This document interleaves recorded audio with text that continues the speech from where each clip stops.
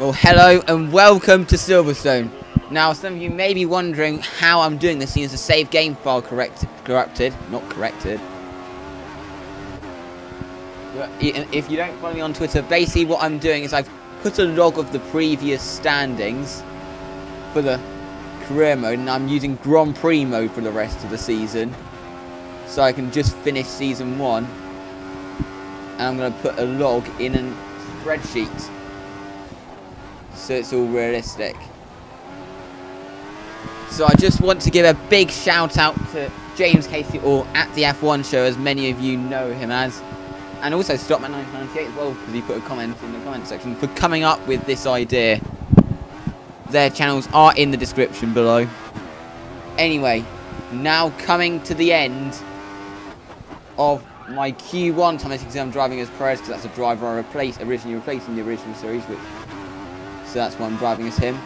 Now going around the final corner, this is Q1, and we are going to go P6, which made us quite confident about our pace. And we now had high expectations for this race, just like a certain Matt Coombs would in his career mode. Correct.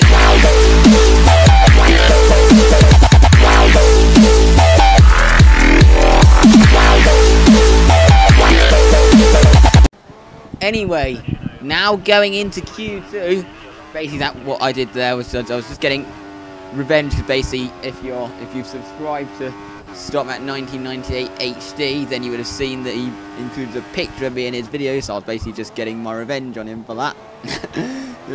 I did take it as a joke, and hopefully he'll take it as a joke like I did with him. Anyway, back to Q2. Now we're going into the final section. Hopefully, can we make it into Q3 for the first time this season? Our first sector was good enough. Now into the Cops corner for the first time. That was a great corner. Now going into Marriott's and Beckett's. See how fast we can take it. We hit the curb quite heavily there. We do brake quite a lot though, and we do slightly cut it, but we don't get any warnings or anything. Down the straight we go, and we are still up. So it's all down to this final sector, which is probably the hardest part of the track. Going into Stowe. That was not that good. I got a bit of oversteer. Now going into Club and Vale. And we get another bit of oversteer. That's a terrible corner. And sure enough, it does improve us to 12th. But unfortunately, we don't progress to Q3. And now it's time for the race.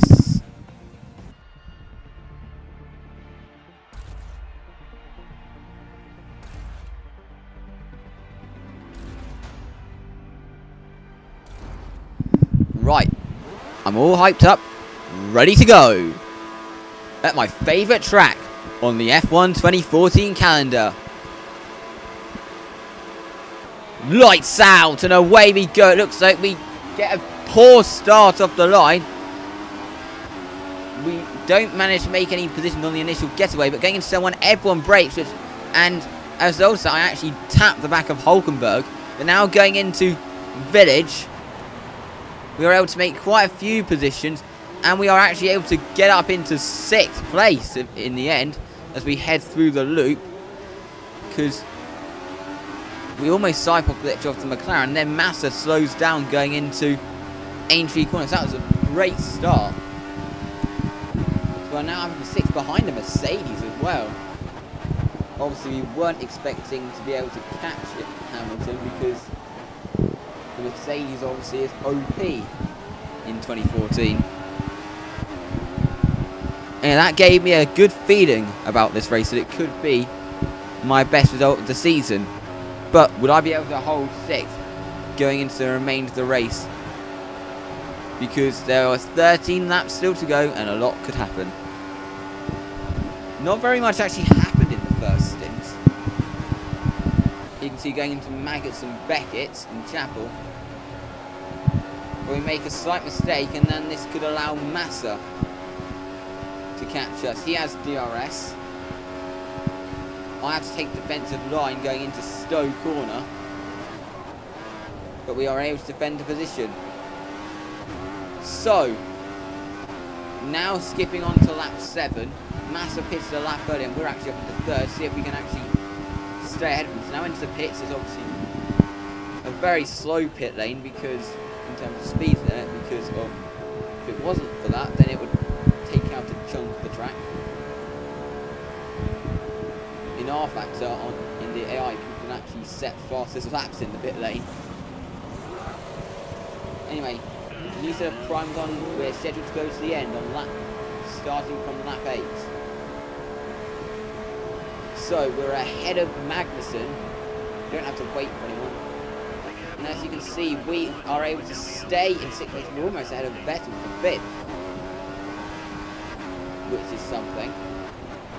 We don't quite manage to get ahead, unfortunately, because then that would have been good, because that would have boded well, especially considering what was to happen later in the race, as you're about to see.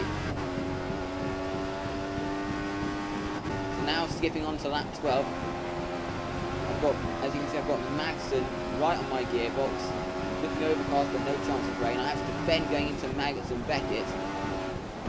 But then I turn in too early going into the first part of Beckett's. And with more momentum, this has allowed Magnussen with the DRS to have an incredible run. And he is able to just breeze past me as we head into Stowe Corner.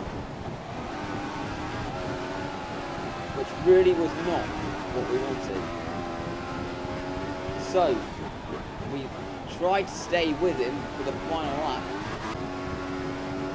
but we can't stay within DRS range. And then we have another turn in too early once again going into that corner, which loses me momentum. We also run wide here, and that also loses me momentum. And that is going to allow Jenson Button to have a run and is able to take the position. And Raikkonen almost got past as well. As we round the final stretch, there's no chance of being able to get back past Button. Now into the final sector.